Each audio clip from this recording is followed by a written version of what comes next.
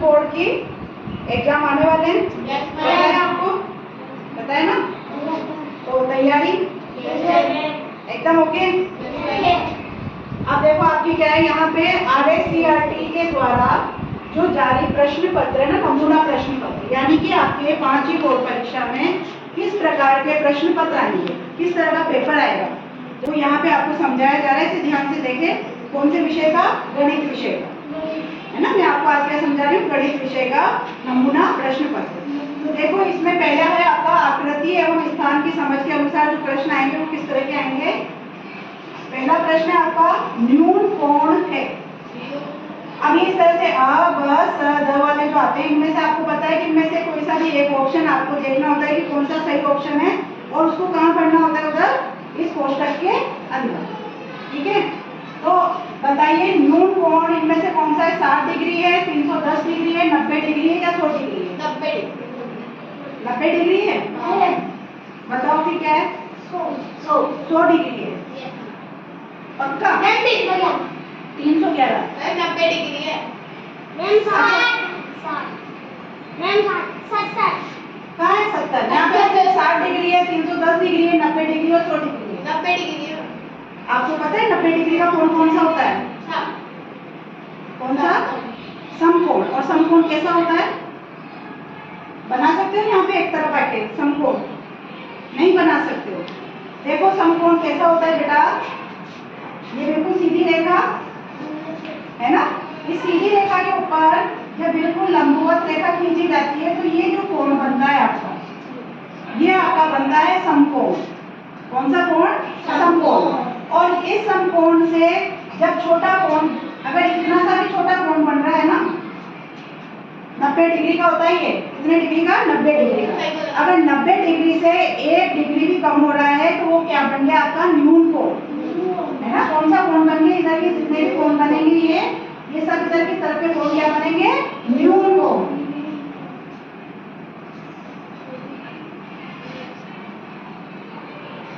तो आपका जो न्यून कोण होगा वो क्या होगा? 90 डिग्री से कम। समझ में आ गया? और 90 डिग्री का कोण क्या होगा आपका? समकोण। और 90 डिग्री से ज्यादा जैसे ही चला जाएगा वो क्या हो जाएगा? देखो न्यून कोण तो आपका 90 डिग्री से छोटा, और 90 डिग्री से जैसे ही बढ़ा जा रहा है वो कोण क्या कहलाएगा आपका? अधिक कोण। कौन सा कोण हो जाता है वो? अधिक कोण।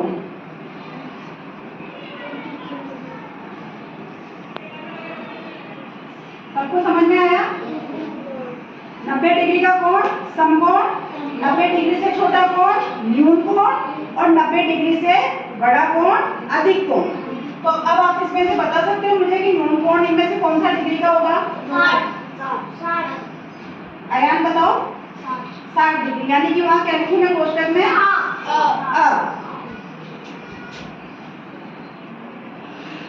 ठीक है, आगे सबको समझ में?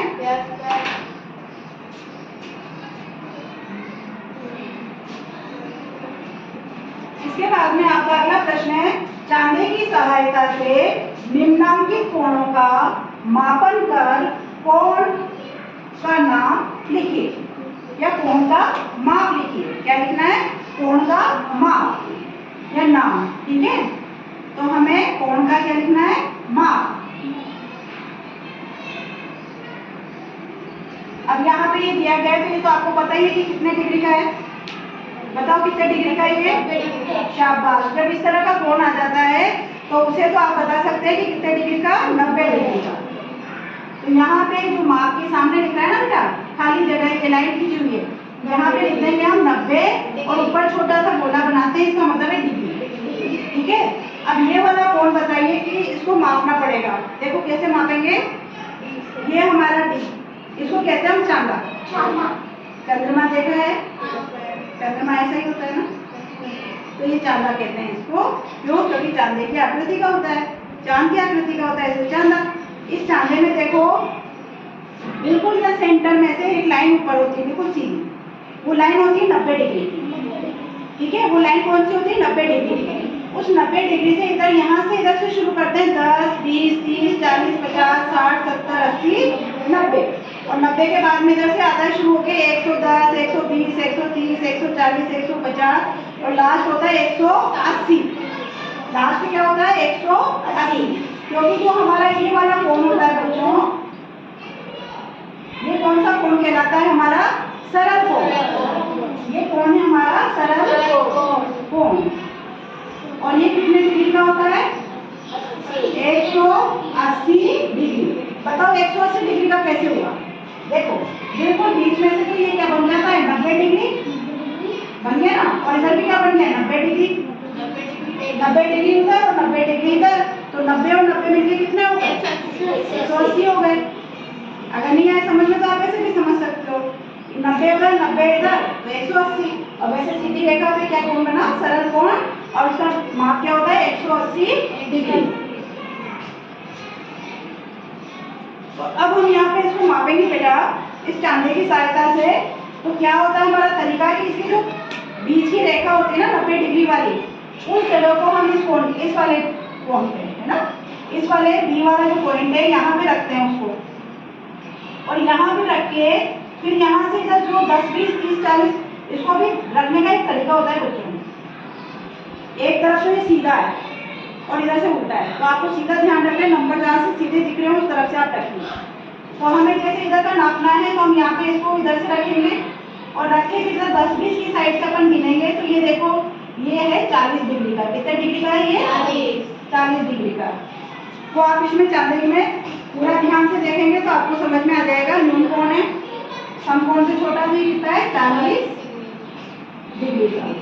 थोड़ा ऊपर होता तो क्या हो जाता 90 का बिल्कुल आधा 45 डिग्री का। थोड़ा सा ऊपर हो जाता तो 5 डिग्री और बढ़ जाते तो क्या बन जाता 45 डिग्री, है ना। तो ये वाला क्वेश्चन आपको समझ में आया दोनों।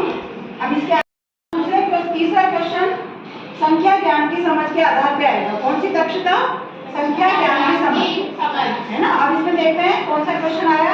देखो यहाँ पे 1905 कोमा रिक्त स्थान कोमा 1907 के बीच की संख्या क्या आएगी। यहाँ पे आपके हैं अब 1904 ब 1903 स 1906 और द 1906।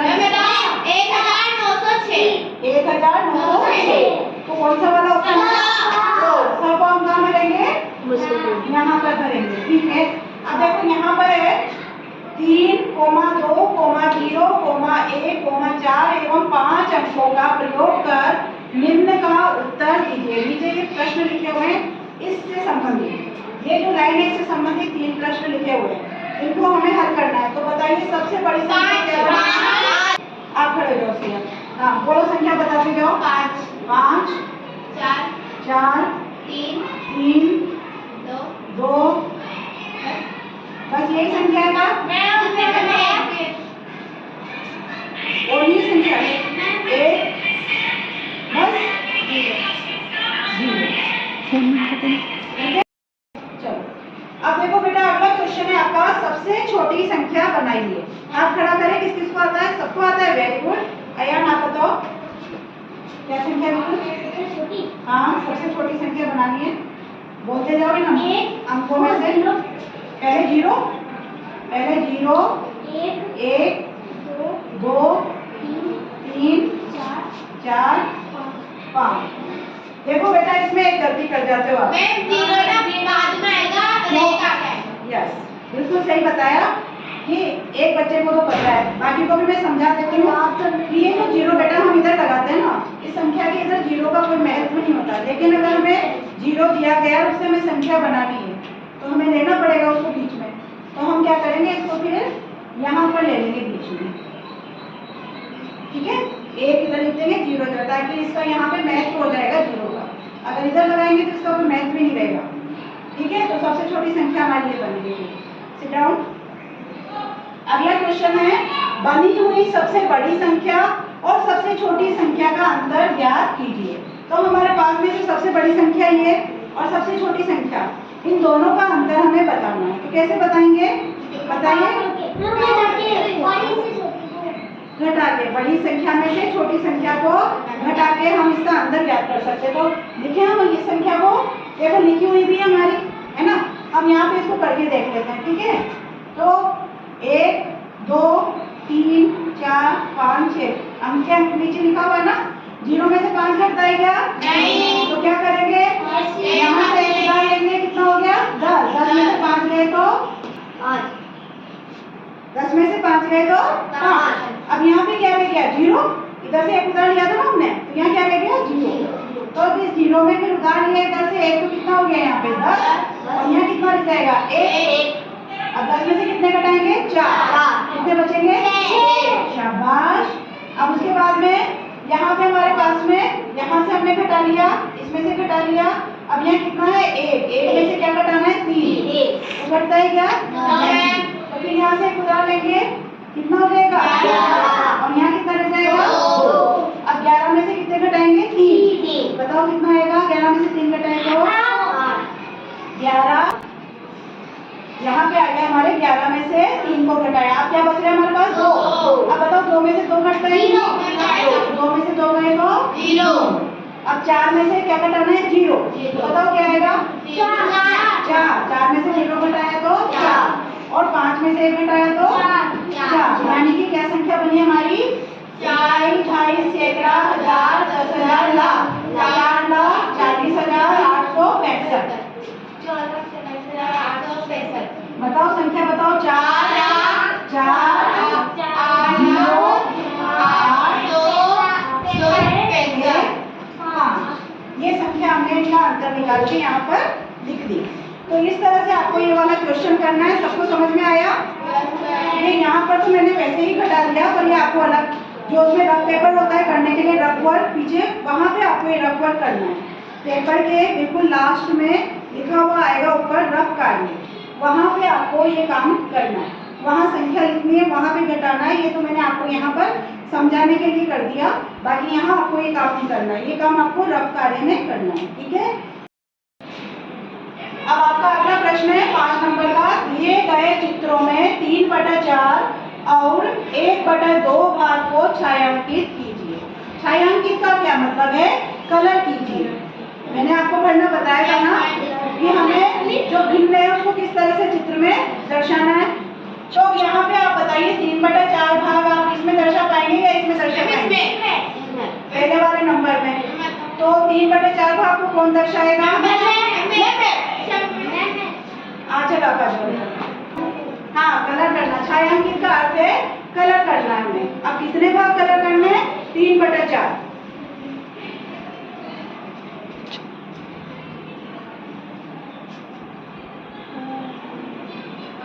शाबाश। तो ये हो गया हमारे 3/4। 4 भाग टोटल थे, उनमें से कितना भाग कर दिए? 3, यानी 3/4। अब यहाँ पे क्या करना है? 1/2। ठीक है, आ जाओ हम यहाँ पर।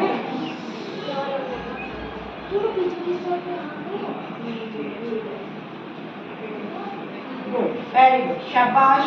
अब देखो अगला प्रश्न है आपका, रिक्त स्थानों की पूर्ति कीजिए। अब यहाँ पे आपको मैंने सिखाया था तुल्य भिन्न, समझाई थी ना तुल्य भिन्न, सबको पता है। तो यहाँ पे देखो अपन ने 1/3 की तुल्य भिन्न बनाने के लिए क्या किया है? 3 से गुणा किया है। तो यहाँ 3 दिया 9। अब बता सकते हैं यहाँ क्या आएगा? 3। क्या आएगा? 3 है ना, यहाँ पे आएगा 3। अच्छा, यहाँ पे 2/5 है और उसके सामने लिख रहा है नीचे 15, यानी कि 5 को हमने किससे गुणा किया जब 15 आया? 3 बार, यानी कि ऊपर का जो संख्या है उसको भी हम किससे गुणा करेंगे? 3 से। तो बताओ क्या संख्या है? 6। शाबाश, ये आ गई हमारी 6। ठीक है, अब इसका अगला प्रश्न करते हैं।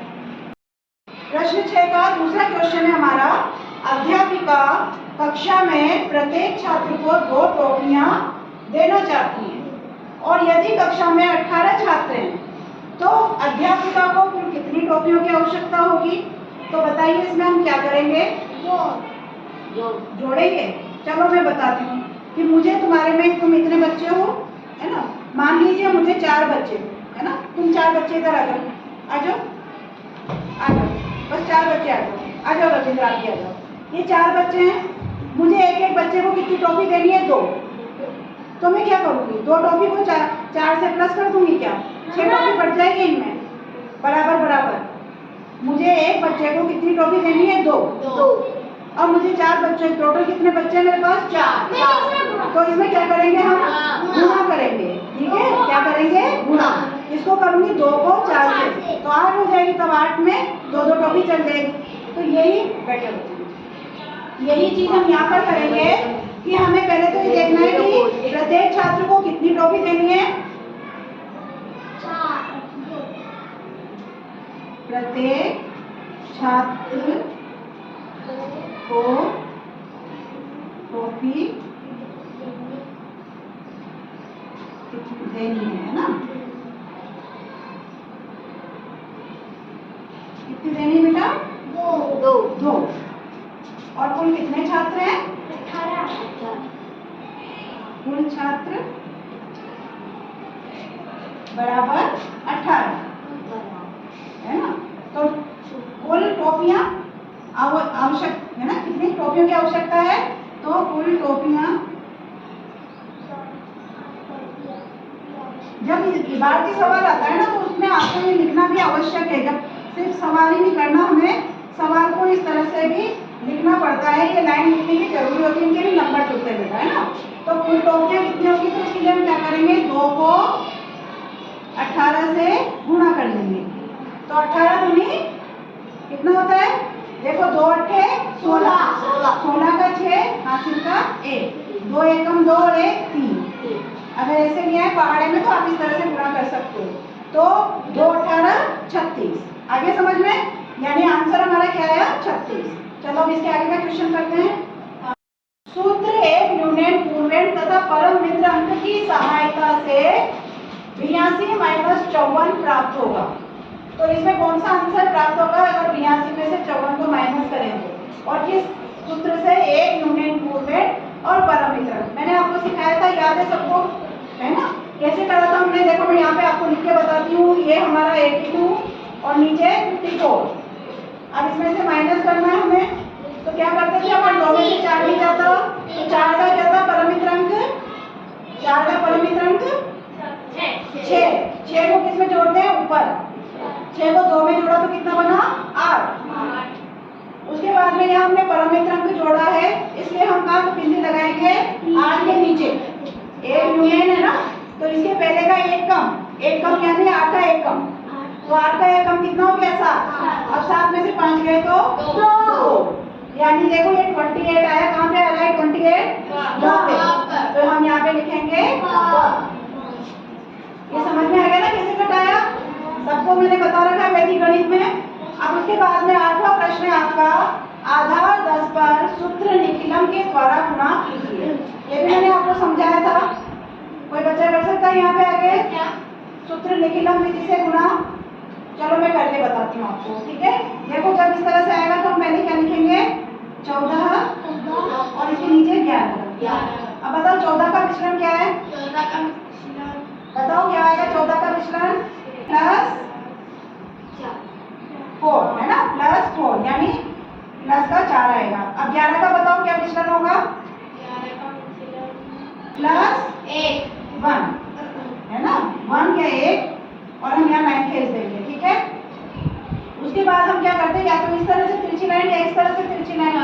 तो हमने यहाँ पे इसमें यूँ करी तिरछी लाइन, तो ये 14 और 1 के बीच में कौन सा निशान आ रहा है? प्लस का। तो 14 और 1 कितने हो गए? 15।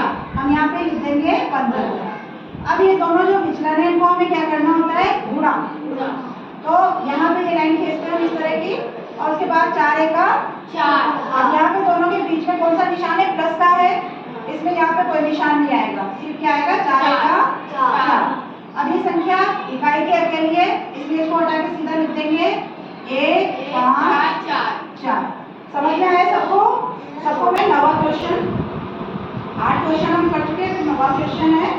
एक पैकेट में 200 पेन आते हैं। कितने आते हैं एक पैकेट में? 200 पेन आते हैं। तो ऐसे 40 पैकेट में कितने पेन आएंगे? तो बताओ इसमें हम क्या करेंगे? Yes plus. अच्छा, मान लीजिए मैं कहती कि एक पैकेट में 20 पेन आते हैं। कितने आते हैं? 20 पेन आते हैं। तो बताओ 4 पैकेट में कितने आएंगे? तो मैं क्या 20 और 4 को जोड़ देती? 24 पेन हो जाएंगे। हाँ तुम बताओ। मैं इनटू करेंगे, क्या करेंगे? मल्टीप्लिकेशन है ना, इनको गुणा करेंगे। तो 200 को किससे गुणा करेंगे? 40 से। देखो बेटा जब भी एक के बारे में बताया जा रहा हो और ज्यादा के बारे तो वहाँ पे गुणा किया जाता है। और जब ज़्यादा के बारे में बताया गया हो, एक के बारे में पूछा जा रहा हो, तो वहाँ पे भाग किया जाता है। और जब ये कहा जाए कि बताओ कुल कितना मूल्य हुआ, तब जोड़ा जाता है। और बताओ कि कितना शेष रहा या उसमें कितना अंतर रहा, वहाँ पे घटाया जाता है। चलो अब अपन करते हैं ना, इसको गुणा करेंगे 200 को 40 से, और 40 को गुणा करना है हमें, यहाँ जगह नहीं लगेगी इसकी। तो 0 को तीनों से गुणा करेंगे तो क्या आएगा? 0 0 0। अब 4 को 4 से भी करना, किससे गुणा करना है? 40 से। 40 का 0 लगा देंगे पहले, अब 4 रह गया, क्योंकि इकाई में 4 है, का मतलब क्या है? 40 से गुणा करना है। 40 का पारा नहीं आता है, तो फिर किसे उसका 40 का 0 यहाँ लगा दिया, और फिर क्या रहेगा हमारे पास? 4। अब 4 से 0 को गुणा किया तो 0, फिर 4 को 0 से गुणा किया तो 0, और 4 दूनी 8। अब हम इसको क्या करेंगे? जोड़ेंगे, तो 0 0 0 और ये 8, तो ये आया हमारा आंसर 8,000। ठीक है, उत्तर क्या आया हमारा? 8,000। समझ में आया? उसके बाद अगला क्वेश्चन है, रूपा ने 15 कॉपियां 150 रुपए में खरीदी। कितने में? 150। और कितनी कॉपियां खरीदी? 15 कॉपियां।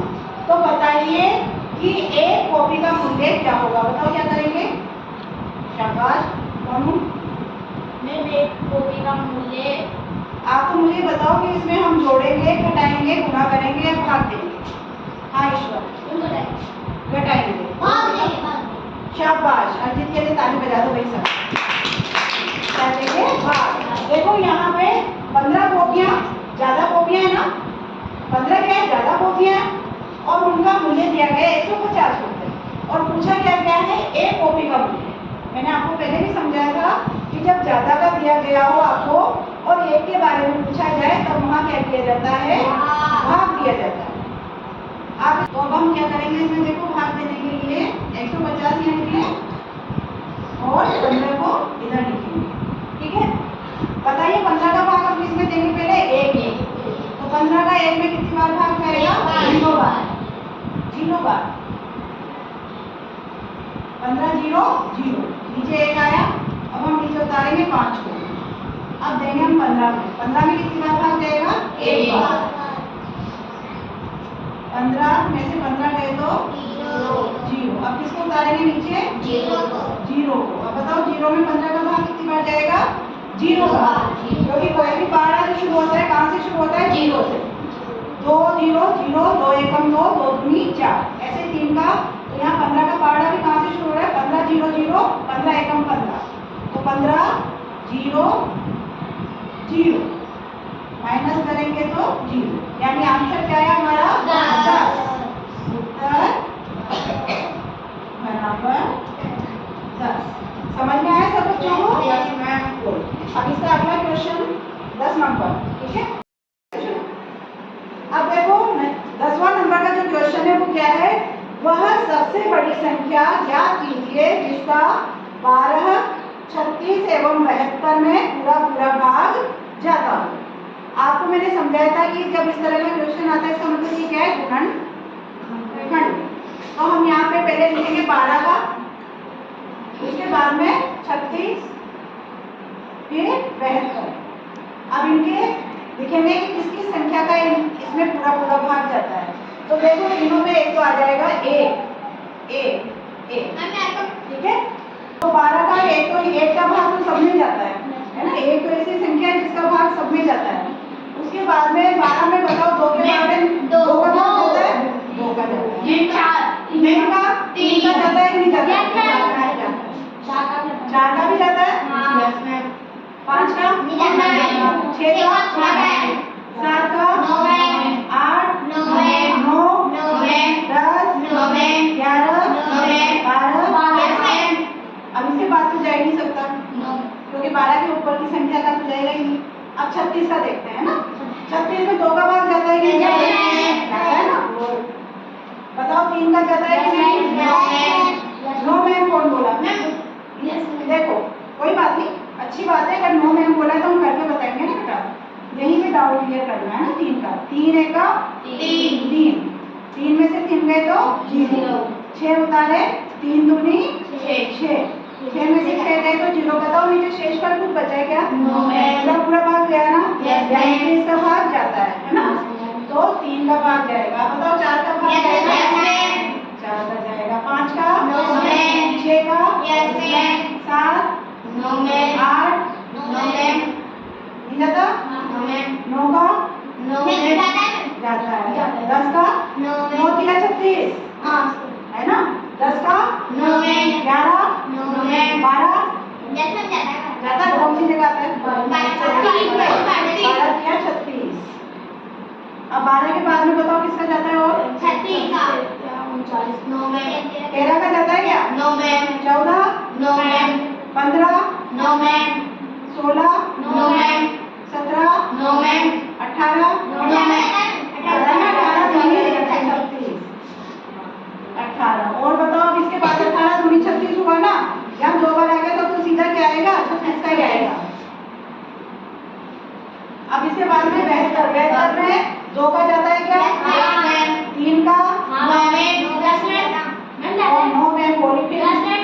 Yes, फिर से मुस्कान बोली। मुस्कान नहीं बोला कि नहीं जाता है।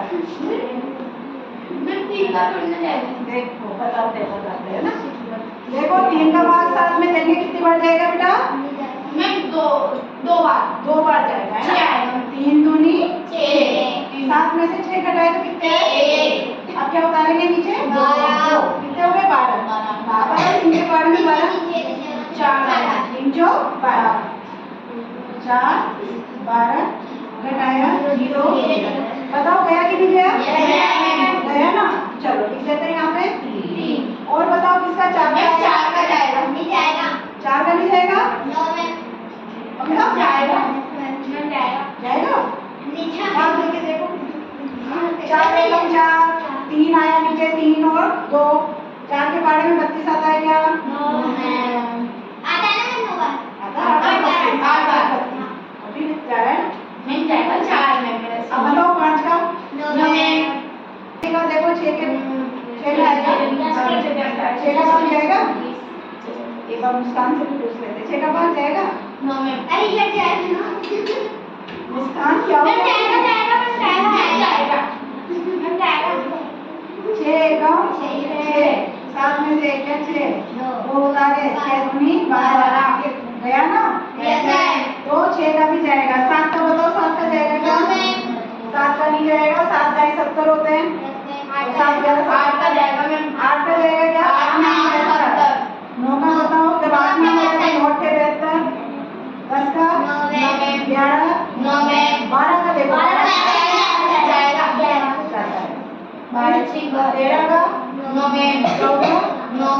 15 16 बताते जाओ किसका जाएगा? बताओ किसका जाएगा? अब इसके बाद में देखो सिर्फ 36 का जाएगा। 36 दूनी 72। 36 दूनी 72 होता है ना? तो अब हम इनके देखो हमने तीनों की लिख दी है कि किस किस का भाग जाता है। अब इनमें से देखते हैं कि समान संख्या कौन कौन सी है।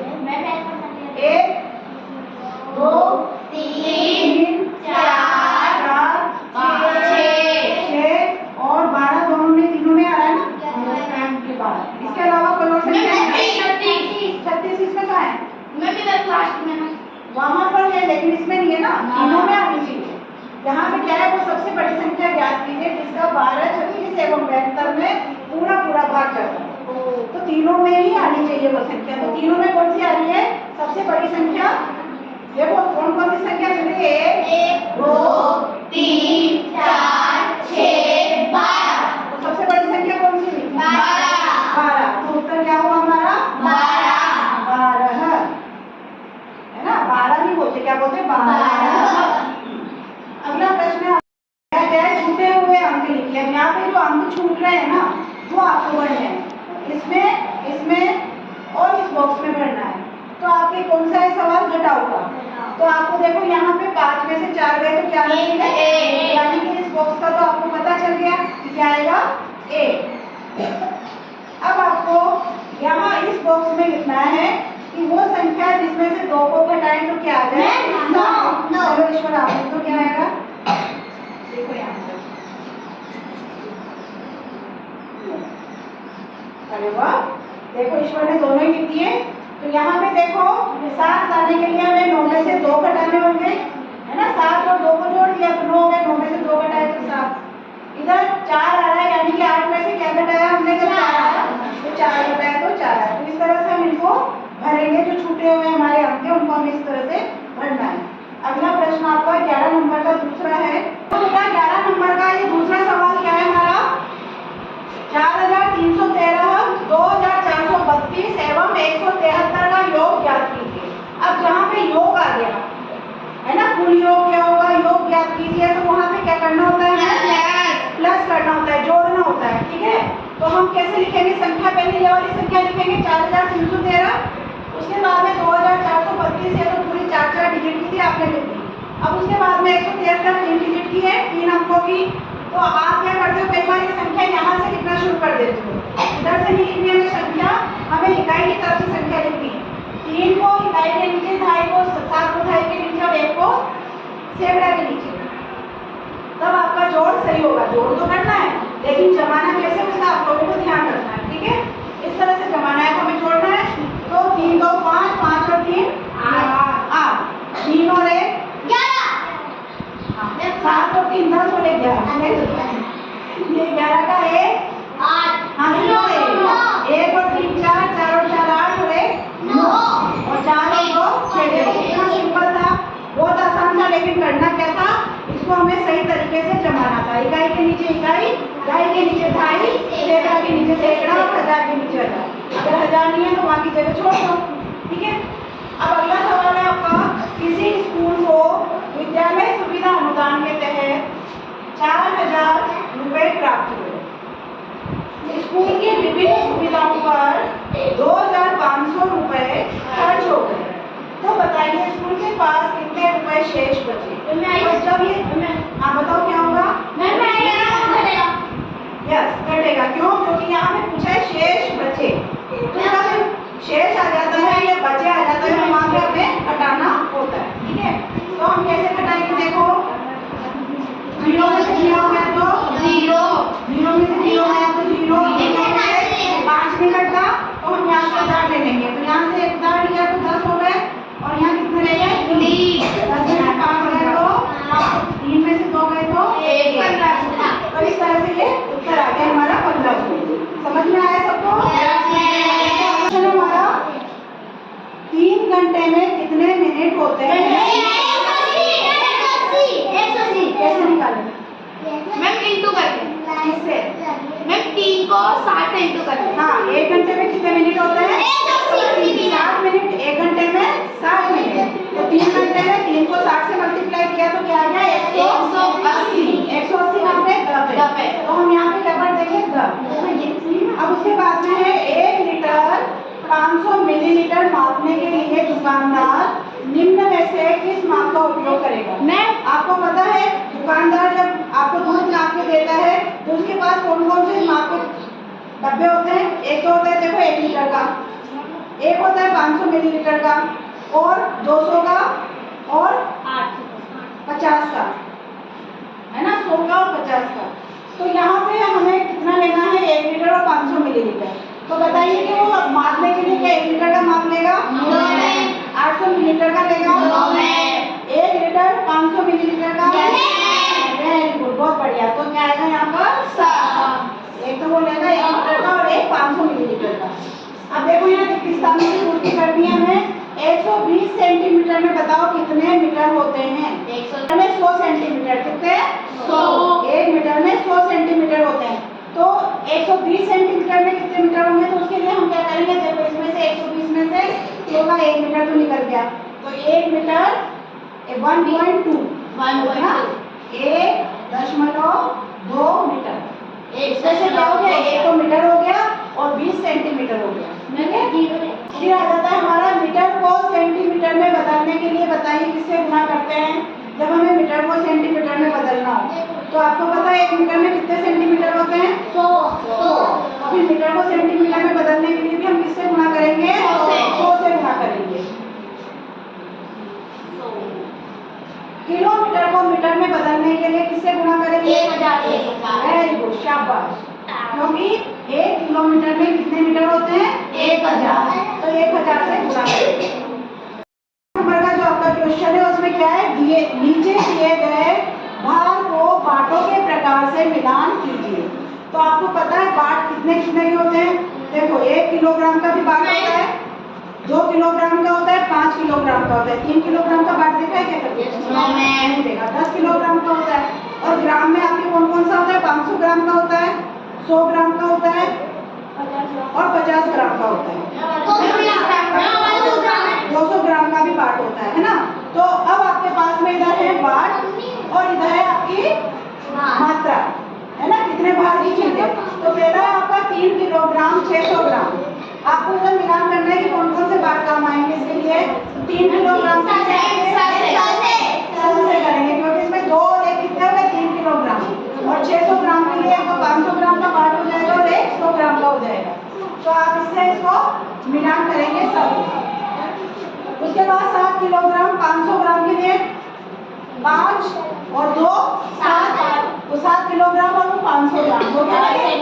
तो इसको इससे मिलान कर दिया। अब बचा क्या हमारे पास? 4 किलोग्राम 750 ग्राम। तो 2 और 2 कितने हो गए? 4। तो इसको हम 5 से मिलान कर देंगे। समझ में आया? तो बेटा ये हमारे 15 क्वेश्चन आज हमने हल किए हैं। बाकी के क्वेश्चन हम कल हल करेंगे, ठीक है? आज इतना ही और बाकी का बचा हुआ पेपर अपन कल हल करेंगे, ठीक है? थैंक यू बच्चों।